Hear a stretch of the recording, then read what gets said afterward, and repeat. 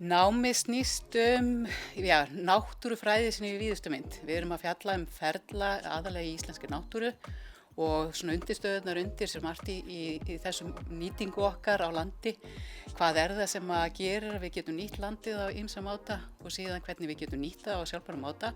Og þetta samspil á milli manns og náttúru er svo mikilvægt að við skiljum undirstöðurnar undir það ferla sem er í gangi. Atvinnumöguleikar hafa verið mjög góðir því að mjög margir fara reyndar í kennslu bæði öllum skólastigum, hvort sem það er í grunnskóla, framhaldsskóla, háskóla. Síðan eru það mjög margir nemendur sem að vinna hjá sveitarfélögum sem umhverfisráðgjafar eða einhverjum slíkum störfum hjá sveitarfélögunum. Margir eru að vinna innan fyrirtækja, bara sem vinna umhverfismálunum innan fyrirtækjana sjálfa eða þá að þeir fara í ráðgjafastörf innan fyrirtækja sem eru í sinni útseldri ráðgjöf og það er mjög breiður starfsgrundvöllur fyrir það að námi loknu. LBHÍ náttúrulega hefur þessa ótvíræðu kosti að við erum staðsett hérna bara út í miðri náttúrunni. Þetta er lítill skóli sem við getum akkurat nýtt okkur bæði þessi stuttuboðlegar milli nemenda og starfsfólks og kennar, það þekkja allir alla og svo þetta við erum bara löpum hérna út dyrnar og þá erum við komin út í náttúruna sem við nýtum svo mjög mikið við kennsluna. Ég er sjálf umhverfisfræðingur, tók meistaranám í umhverfisfræði og er náttúrulega í sveitamanneskja líka og hef alltaf haft þennan gríðarlega áhuga á hvernig við nýtum náttúruna á sjálfbæran máta og það er ég svona brenn fyrir það að við séum þessa sjálfbæru nýtingu.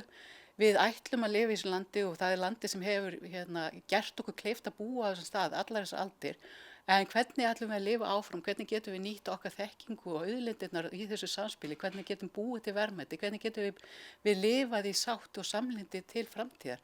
Það er það sem mér finnst svo gríðarlega spennandi að geta þætt þetta saman og reyna að stuðla að því við aukum þekkingu bara almennt í þjóðfélaginu á þessum málum og þannig getum við búið í betra landi eftir á heldur en við dag. Skilum því af okkur í betra ástandi heldur en við fáum það í hendur. Og það er það sem ég brenn fyrir og hef gríðarlegan áhuga á.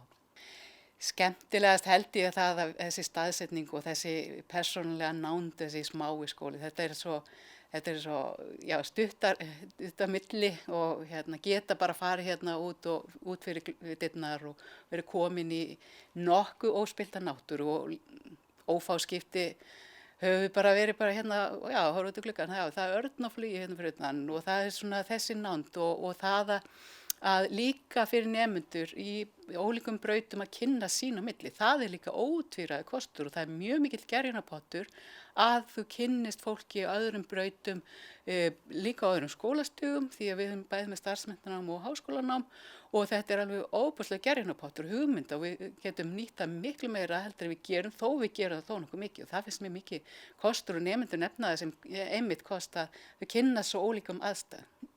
Náttúruvernd, framsækni, sjálfbærni, það vildi ég sé svona kannski það sem að lýsir okkur við ætlum að nýta umhverfið en lifa í sátt og samlyndi við það. Þannig það er þessi sjálfbærni til langs tíma sem er svona útgangspunkturinn og það er bara það sem að þarf að vera hjá okkur öll til framtíðar.